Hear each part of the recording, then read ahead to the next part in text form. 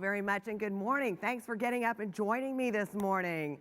Did you have a good time last night? There is nothing more wonderful than spending time with women business owners. Would you agree? And absolutely here, this event celebrating a decade of excellence, I can't imagine any more amazing women that would be involved in such a spectacular event. So I applaud all of you. Congratulations on your success. I would also like to say that it's challenging out there. Would you agree with that? We've been through some pretty rough times in this economy. And I'd like to just start off by asking you all a question. How many of you right now at this very moment, I want to see a big show of hands, are 100% happy with everything that's going on in your business? Your revenue, your team, your customers, your cash flow, absolutely everything. Put those hands in the air. Hello? Yeah, okay, I'm with you. It's tough out there, right? It's tough for all of us in business, and it's particularly tough for women in business. We know that there are unique challenges that face women business owners. I wrote my very first book in 2001, which was called The Girl's Guide to Power and Success. And what is alarming to me now, as we've seen Sheryl Sandberg come out with her book called Lean In. I was pre-Sheryl. I'm also a little older than she is. But what's alarming to me is the statistics that I used in that book have changed very little over the years. It's challenging out there for women business owners. It's challenging out there for small business in general. As a matter of fact, there was a woman business owner who died and went to heaven. Let's call her Sally Smith, okay? I like alliteration. So Sally gets up to the pearly gates, and she's standing there, and there is St. Peter checking everybody in. And there are already two men standing in line, and of course, as women, what are we taught? We're good girls, we don't butt in line, right? So Sally takes her position at the back of the line and waits her turn. And she watches as the first man walks up to St. Peter and says, "Hello, St. Peter." And St. Peter said, "Hello, sir, and your name is?" And he said, "Well, my name is Lyndon Johnson." And St. Peter looked at his list and he said, "Yes, sir, I have you here on my list." He said, "So tell me, Mr. Johnson, what did you do down on earth?" And he said, "Well, I was president of the United States." And St. Peter said, "Yes, that's right, you were. And as a matter of fact, when it came to your domestic policy, you were responsible for creating the Great Society. And that was a fabulous thing for many Americans. But on the foreign policy front, there was that thing called the Vietnam War. That was not so good. So I tell you what, I'm going to have to send you down to hell, and I'm going to bring you back later." So poof, off he goes. So the next man steps up to St. Peter and he says, "Hello, St. Peter." He said, "My name is Richard Nixon." Looks his list. "Yes, sir, Mr. Nixon, I have you on the list as well. And so tell me, what did you do down on earth?" He said, "Well, I too was president of the United States." St. Peter said, "Oh, yeah. And he said, "You know what? Unlike Mr. Johnson, you had a fabulous foreign policy. You were responsible for normalizing relationships with China, and that was a very, very good thing. But back at home, on the domestic front, there was that scandal called Watergate. You had to resign from office. I tell you what, I'm going to have to send you down to hell, and I'll bring you back off later." And poof, off he goes. Well, now our woman business owner, Sally Smith, is standing there, and she's a little nervous. I'm sure you've had that feeling. Your palms get a little sweaty, your knees shake a little bit. But she steps up to St. Peter and she said, "Hello, St. Peter." And he said, "Hello, Miss, and tell me, what is your name?" She said, "Well, my name is Sally Smith." He looks at his list again. "Yes, Miss Smith, I have you here on my list. So tell me, what did you do down on earth?" And rather meekly, she said, "Well, I was just a woman business owner. And St. Peter got a big smile on his face. And he said, well, well, well, in that case, Miss Smith, by all means, come right on into heaven. She stood there and she scratched her head and she said, forgive me, St. Peter, but I'm a little perplexed. You see, I've been standing here in line and I watched as 2 presidents of the United States came up to you and you told them both you'd have to send them down to hell and bring them back up later. Why do I, a woman business owner, get to go right on into heaven? And he said, well, I figure as a woman business owner down on earth, you've already been to hell and back.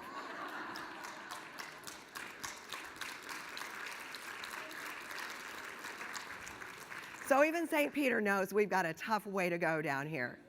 No doubt about it. But you know, you all are doing so well in your businesses. We've got the doors open, right? We're surviving.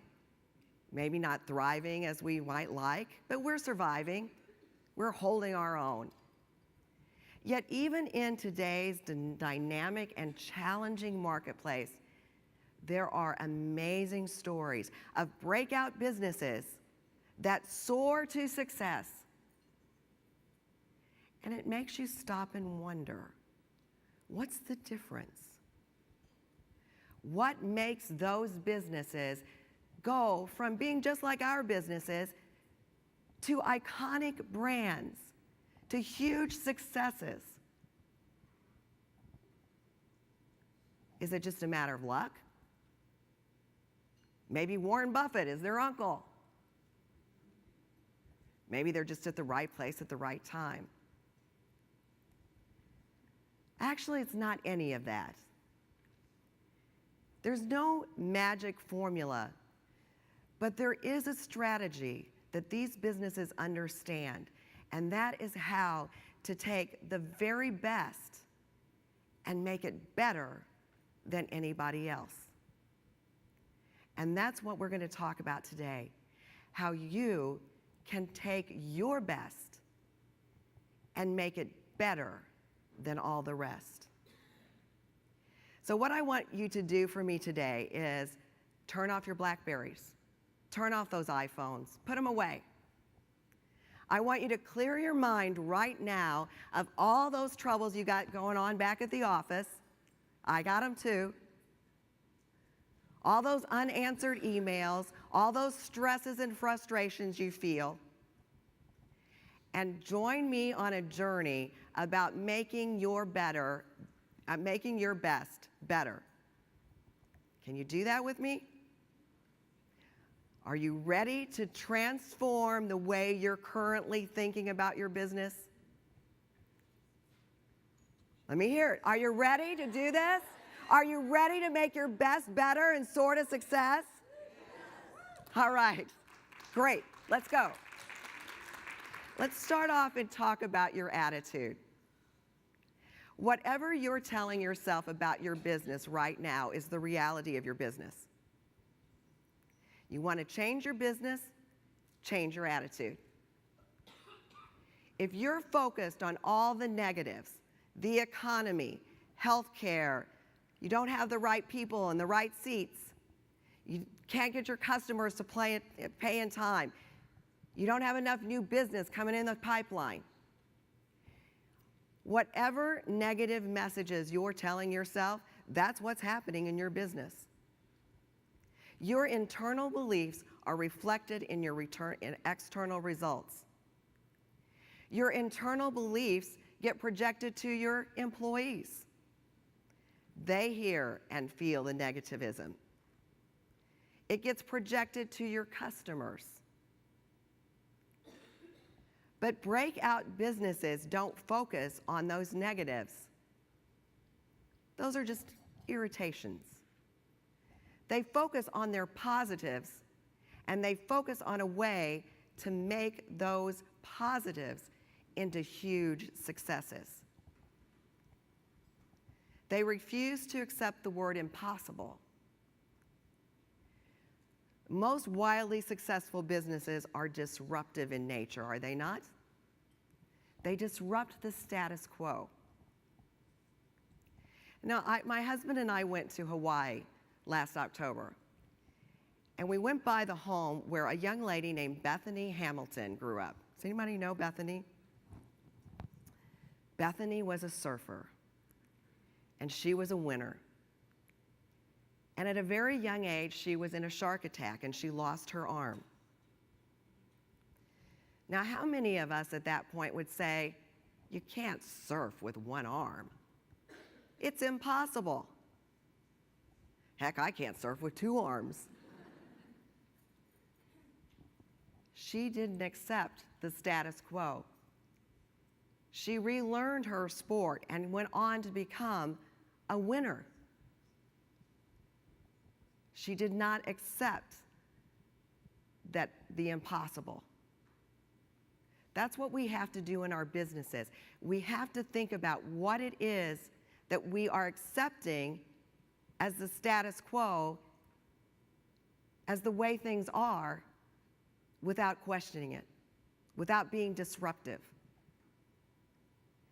And did you know that the messages that you tell yourself, the language that you use, however you talk to yourself, is inventing your future? Language invents the future. There's a great book, if you haven't read it, called The Law of Performance.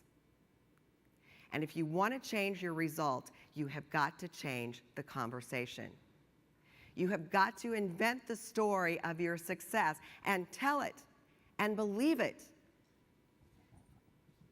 You heard Barbara Corcoran yesterday say she has a movie in her head about her success. You need to have your success story. You need to tell it to yourself. You need to tell it to your team. You need to tell it to your customers, because once you tell that story, you are inventing your success. It's a powerful tool. I mentioned I wrote my first book in 2001. And for many years I'd been saying, you know, I want to write a book. One of these days I'm going to write a book. I'd like to write a book. Did it ever get done? No. And finally someone just looked at me and said, well, why don't you do it? I'm like, gee, that's a pretty simple question. Okay, guess I'm going to do it. I changed the tenor of my conversation. I told myself, I am writing a book. I told other people, I am writing a book. I researched it. I put a book proposal together. I got 2 contracts from 2 separate publishers who allowed me to negotiate to get a better advance. And I wrote a book. And then a year ago when this book came out, It's Your Biz, this is now my 4th book, I said, I am going to be on the New York Times bestseller book, or I am not ever going to write another book. I told people that. Pretty big risk to take. But not only was on the New York Times bestseller list, I was on the Wall Street Journal bestseller list. I was on the USA Today bestseller list. I was number 3 on Amazon Top 100. I would have been number 2, but Steve Jobs died that week and his book beat me out. What are you going to do, right? You can't plan for everything. You can invent the future by your language and your attitude. So go back to your businesses and think about the way you're defining it and the way you're describing it, and get rid of all that negative nonsense. You can't control that stuff. All you can do is control making your best better. Then you have to think about your commitment. I was on a panel last week called the TREP Takeover. I love that name, TREP, True Entrepreneur. That's what it stood for, TREP Takeover. And we all talked about the need to be present in our businesses 150%, to do more than what's expected, because the good isn't good enough today. It's never going to be good enough. Not anymore. You've got to be able to go that extra step. And I'm going to use Barbara Corcoran as an example here, because I did a story for Fox on how to pitch to Shark Tank. And do you know that the sharks The people who most likely get investments are the ones who go that extra step, that are overly prepared. And I talked to one company that got an investment from Mark Cuban. They watched every single Shark Tank show. They wrote down every question the sharks asked, and they prepared not one, but 2 answers to every question, and they rehearsed it. They were overly prepared. They went more than that extra step. They did more than what was expected of them. That's what successful businesses deliver to the marketplace. Now, I play the piano. I started playing the piano when I was about 3 or 4 years old. And I was really good. In fact, at the age of 10, I was playing on the Baldwin concert stage in my little white anklets and Mary Jane's and Polly Flinders dress. Does anybody remember Polly Flinders, or am I really that old? And my feet didn't even touch the pedals. So everyone assumed that I would go to school and I would be a music major, which I had a full music scholarship, and that I would probably become a professional musician. So I go away to college, get to college, first time away from home, woohoo! And there I was, 15 hours of coursework. I was being courted by the sororities. And my piano professor said, and we expect you to be in the practice room 6 hours a day. I looked at him and I'm like, you gotta be kidding me. He said, if you wanna be great, if you wanna be on the concert stage, you will make that commitment. And while I gave it a good try, I quickly realized I wasn't gonna make that commitment. I wasn't gonna go that extra mile to go from being a really good pianist to a great one. And it's okay if you make that decision. It's not okay if you make that decision and then still want to be great, because it just doesn't work that way. You've got to be willing to show up 150%, do the hard stuff when you don't feel like doing it, do the things you don't like to do, put yourself out there at risk, and constantly make that commitment every single day. You also have to be willing to define your uniqueness. As I said, really successful businesses are disruptive. Most of us are really pretty much in commodity businesses. We do the same thing as everybody else does. And yes, you might argue with me and say, no, my business is different. But if you can take the name of your brand off the top of your marketing material and you could pretty well substitute your competitors, you have nothing outstanding. And that's why we get to a certain level and we plateau, because we have nothing that gives us a uniqueness. Uniqueness means that you're getting something from you that nobody else can get anywhere except from you. Now, if you think about it, you think about companies like Ben & Jerry's. You know the story of Ben Cohen, Jerry Greenfeld, had a little trouble getting their careers started. They decided they really like ice cream. They're gonna open an ice cream store. So that for $5, they got a correspondence course on how to make ice cream. They rented out an old gas station and they opened up an ice cream store. And the story could end right there. They could have offered up vanilla, strawberry, maybe a little butter pecan, a little adventurous there. But no, they got creative. And they came up with all kinds of crazy flavors. And people were lined up outside that old gas station to come get Ben & Jerry's ice cream. And of course, as you know, the rest is history. Now, had Ben & Jerry's just served up plain old vanilla and strawberry and chocolate, maybe they'd open a few other locations. They might have done all right, but they wouldn't be the iconic brand of Ben & Jerry's. And another interesting thing about Ben & Jerry's ice cream, well, let me ask you this. What's your favorite flavor? Cherry Garcia, mine too. I love it. Can't even keep it in the freezer anymore because I'll eat it. Cherry Garcia has 18 different ingredients. When Ben & Jerry's decided to go to a mass market, they were told by the experts that be that you can never manufacture an ice cream with that many ingredients. It just won't work.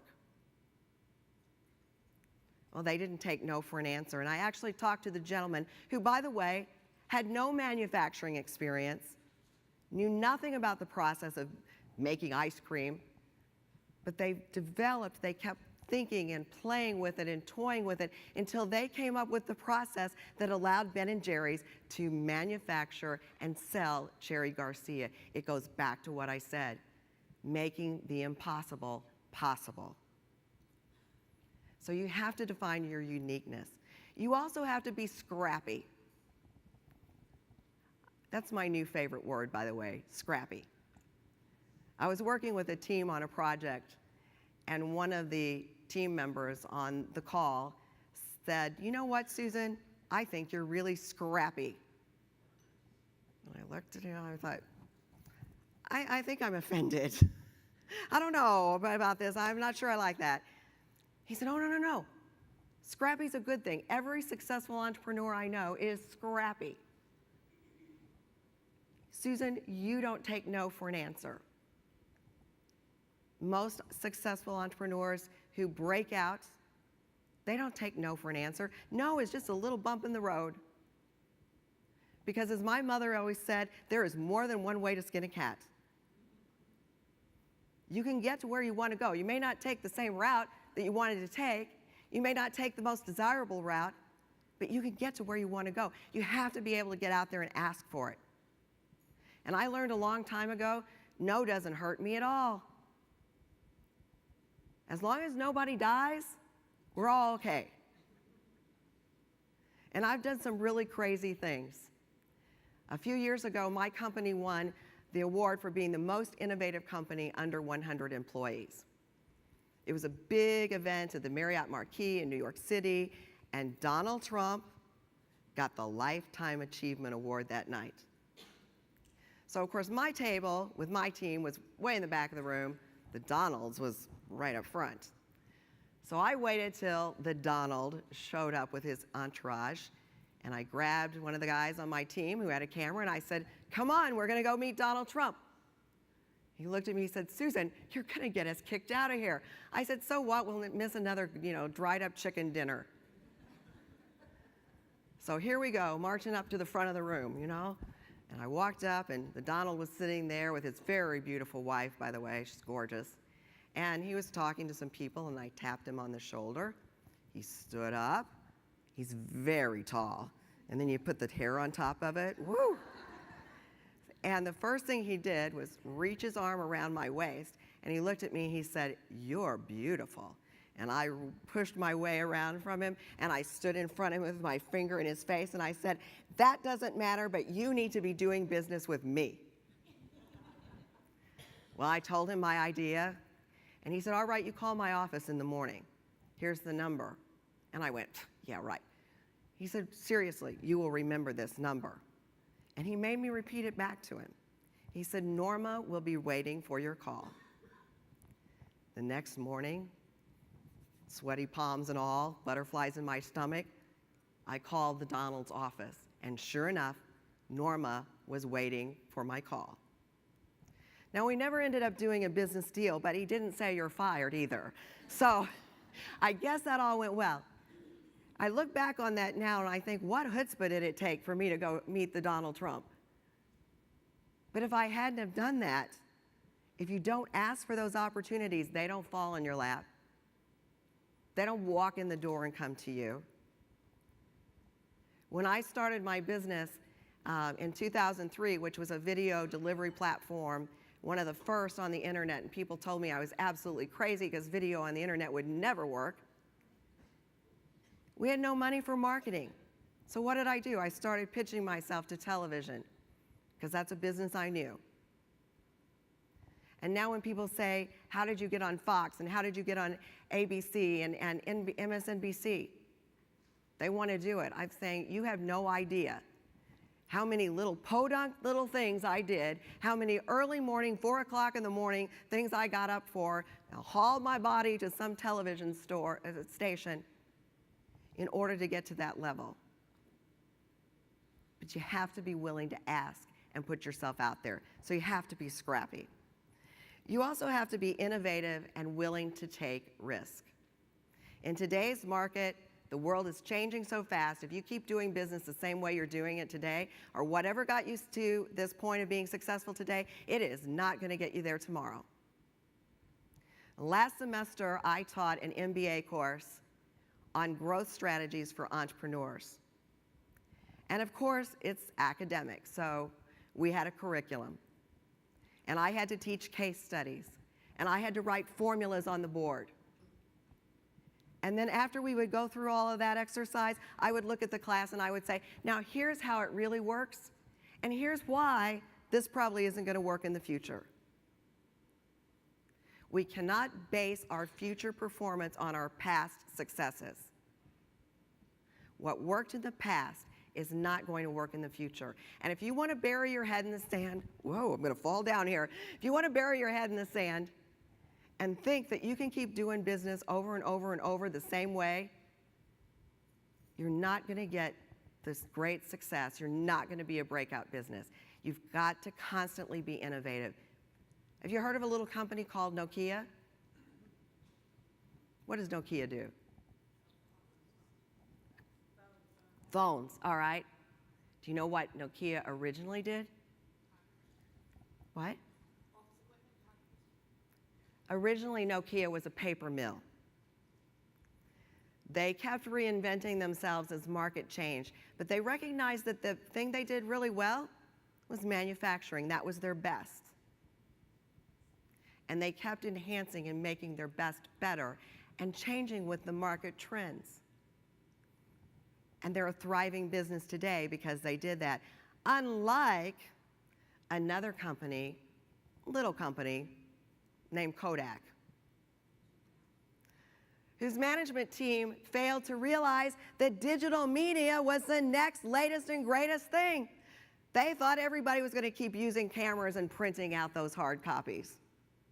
And now they're bankrupt, basically out of business.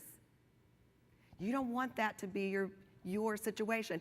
And the great thing about being a small business is you're nimble, you're flexible. You can try new things. You can try it, doesn't work, you can move on. And it doesn't mean that you necessarily have to innovate in huge ways. If you look at Apple, Apple invents entire markets, right? That's their sizzle. And that's part of the reason their stock is struggling right now.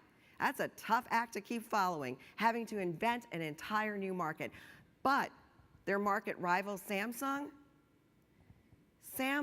looks for voids in the market and then fills that niche. It improves on existing technology, but still innovative and still creating a uniqueness. Now, when you're willing to do that innovation, it means you got to be willing to fail too. Barbara Corcoran said yesterday, she's a great failure. She's great at failing. I'm going to have to say I'm right up there with her. Some of my biggest business failures, expensive ones, are the ones where I learned the most about business. And I learned exactly what I'm not going to do the next time. There's someone once said that if you want to enhance your success, you've got to double your failure rate. You've got to be out there trying, and you're not going to get it right every single time. It's okay to fail. I know none of us like to fail. It's human nature. Nobody likes to fail. It's not fun. And you know what? If you fail and it's distressing, go home and throw yourself a big old pity party for a couple of days. Eat some of that Ben & Jerry's Cherry Garcia ice cream, and then get over it.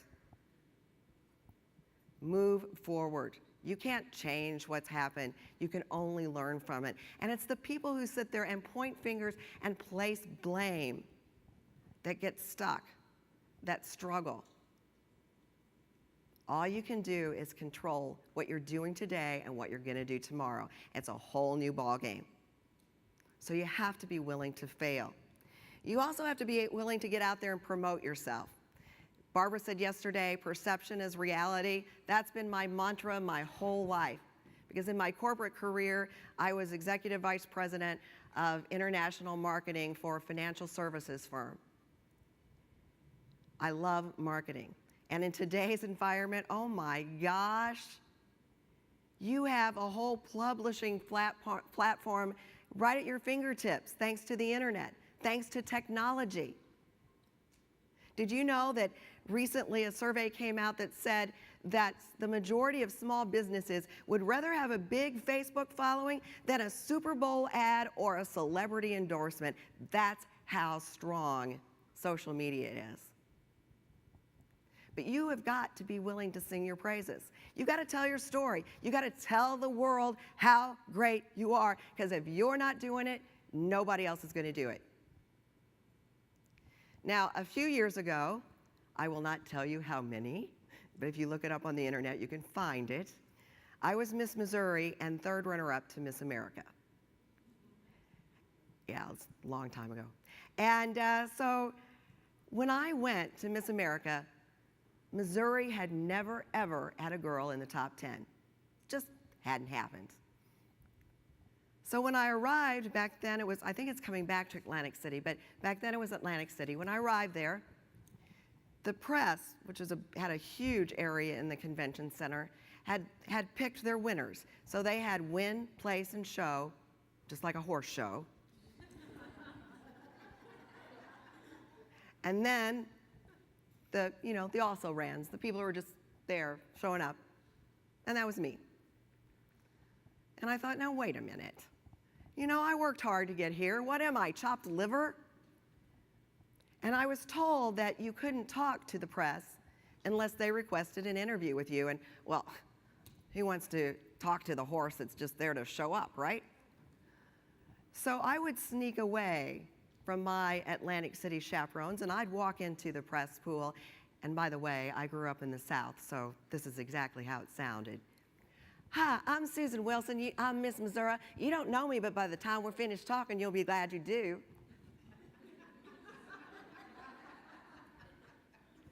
Well, by the end of the 2 weeks, the press had picked me to win. That was an important business lesson for me. It taught me the power of the press, the power of marketing, the power of being able to tell your story. And I think, unfortunately, we as women, we're taught as young girls, you don't brag, you don't toot your own horn. That's something we're not comfortable with, and shame on us. I could go through a whole litany of research that shows the difference in that communication style between men and women. We need to take a lesson out of the men's playbook when it comes to that. But we definitely have to promote our businesses, tell our story, leverage technology to do that. You can become a celebrity in your own industry because of technology today. It has leveled the playing field for small businesses when it comes to marketing and promotion. Also, successful businesses have a strong attraction factor. Did you know that your business has an employment brand just like your brand for your company? And whether you're conscious of it or not, by design or default, you have an employment brand. And the breakthrough businesses, these wildly successful stories that we hear, are the companies who have the cool factor. They're the fun companies to work for. They're the ones with the vision. They're the companies that people feel engaged with. Did you know 80% of employees today feel no sense of engagement with their employers? That's a shame. What happens for us in small business is finding the right employees to put in the right seats. Sometimes we put up and shut up. because we need a body. We need a warm body to do a job. But shame on us, because that's limiting our success. We need to be able to attract top rock star players on our team. People who will see and feel and believe in our vision. And we need to invest in them just like we want them to invest in us.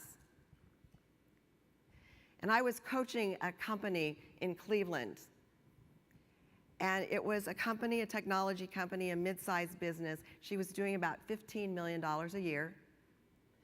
And she'd been in business for about, I think she said 15, 20 years. She had a nice team that had been with her for a long time, but she couldn't get past a certain plateau. So I started talking to her about her team. Do you have the right people in the right seats? And as we went through her org chart, she didn't talk about the performance level of the employees. She talked about her relationship with the employees. And well, maybe they weren't quite as energetic as they once were, but gosh, they've been there forever, and they're loyal, and they're this. And I thought about how many times I've heard that from a business owner, that it's going through the growth cycle. Because we allow people to stay on our teams because they were been there with us. Golly gee whiz, Nancy I've known forever. You know, she started off with me. I can't let Nancy go. But to build a great business, we have to step up to the leadership role. We have to do what's in the best interest of our business. That doesn't mean we don't lead with compassion. Some of the biggest and most famous CEOs in this country have a great deal of compassion and empathy with their employees. They have big, warm hearts. That doesn't mean they're going to allow someone to pull their team down or their business success. You've got to find the right people, have them in the right seats, and make sure they're all rowing in the right direction in order to build that breakthrough success. And I will say also, when it comes to thinking as a leader, we have to learn to think with our heads and take the emotion out of the equation. In my own business, when we went out for our venture capital, we signed a term sheet, and the VC came in and tried to bring to my attention that one of my business partners was committing fraud. Unfortunately, at that time, my business partner also had cancer. My heart would not let me hear it. I didn't want to look at it. I walked away from the deal. About a year later, it became clear that everything the VC had told me was the truth. I let my heart rule my judgment instead of listening with my head. Doesn't mean that I didn't care about him any more or any less. I don't know why he did what he did, but he did. But I did myself, I did the company, I did my team a disservice because I didn't take the emotion out of the equation. We have to step up to leadership roles. And sometimes we have to get out of our own way. Because sometimes we as entrepreneurs simply aren't the people to lead our organizations to the next level.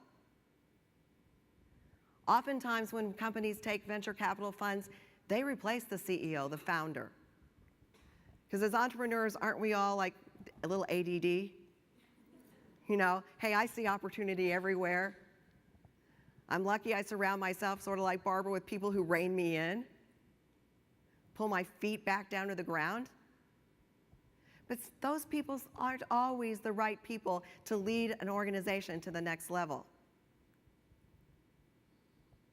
We also have to learn to empower our employees and to let go.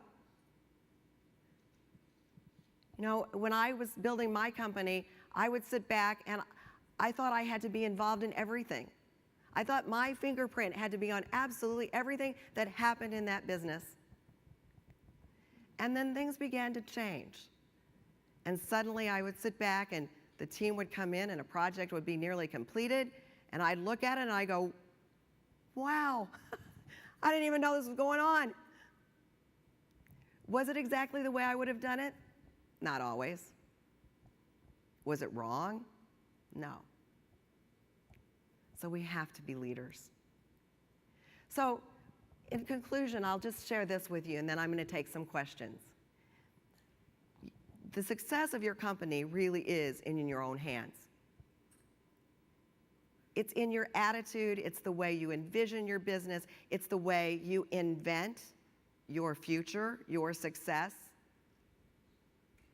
And when you go back to your businesses after this great conference, I want you to sit back and look at what you're doing.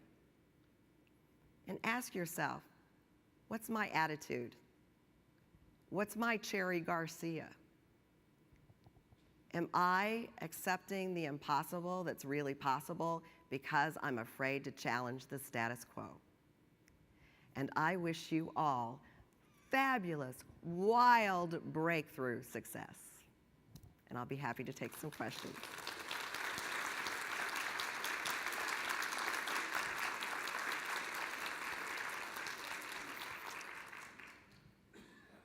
Anyone have any questions? I don't bite, and I've had my rabies shots anyway. Can you tell us about your next book? Sure. Actually, you got a little taste of it. The funny thing about making the New York Times bestseller list is I've never used a literary agent before, and I've knocked on a few doors and got patted on the head and sent on my way. And my agent now, actually, when I made the New York Times list, was the first person to email me to congratulate me. Took me to lunch at the Harvard Club. Funny how that works, isn't it? But yes, the new book really is a lot about the mentality of breakthrough business success. And I've studied this a lot, and I have studied successful businesses. I've studied plateau businesses. I've looked at my own successes and failures and what works and what doesn't. And I think a lot of times in businesses, we make decisions and judgment calls, and sometimes we make those, and when we're doing it, we know it's not the right decision, but we do it anyway. And those are the kinds of things we have to stop doing. And that's the difference. That's the difference between those that are great companies and those that are even greater. So that's kind of the essence of the book. You talked about letting go, and being able to delegate. And I think that in my experience, that's really hard. And especially when you feel like you're at a pivotal point or, you're how do you transition? I mean, is there an orderly way to do it? Is it just cut the cord and hope for the best and go home at 5? Any thoughts? Well, it's like, oh. There's really no magic formula, but let me share this with you. Every business that grows into really sustainable, high levels of businesses develops process and systems. Those are your checks and your balances. So as Michael Gerber says, a process makes ordinary companies extraordinary. So what you're doing in your business right now is you're involved in everything. If you can start looking at your involvement and documenting what you do and how it gets done and this step and that step and here we go here, now you're starting to build something you can hand to someone with a little bit more trust that they're going to follow the same path to get to the same result as you would.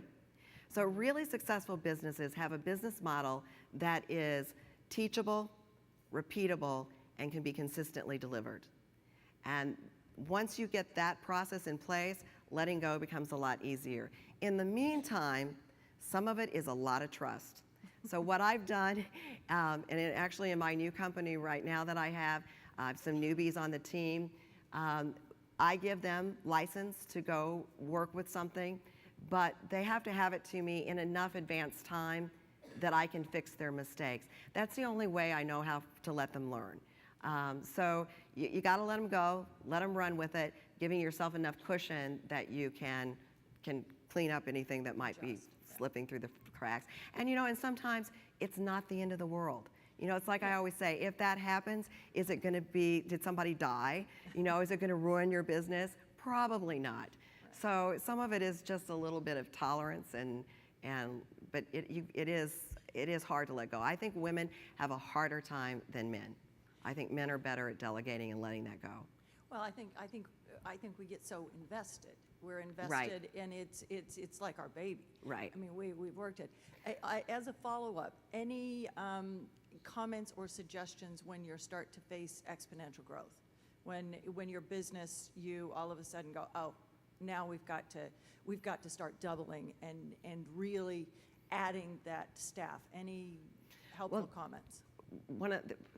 One thing, first of all, once again, process. I'm a big process person.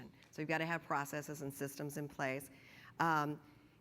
You really need to look at what is the big picture and then come down from that. So what are the skill sets? Before you identify people, what are the skill sets that I need to meet this exponential growth?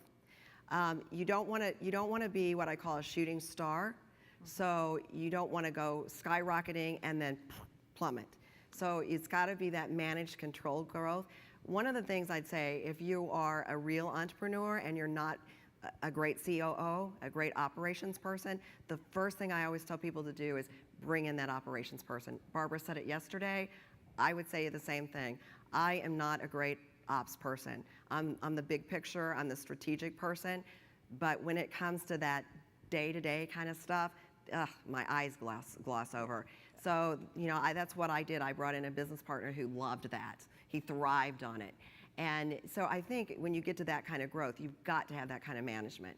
So that would be one of the first things I would say. And then once again, stepping back and saying, what are the key skill sets we need? Hire to the skill sets.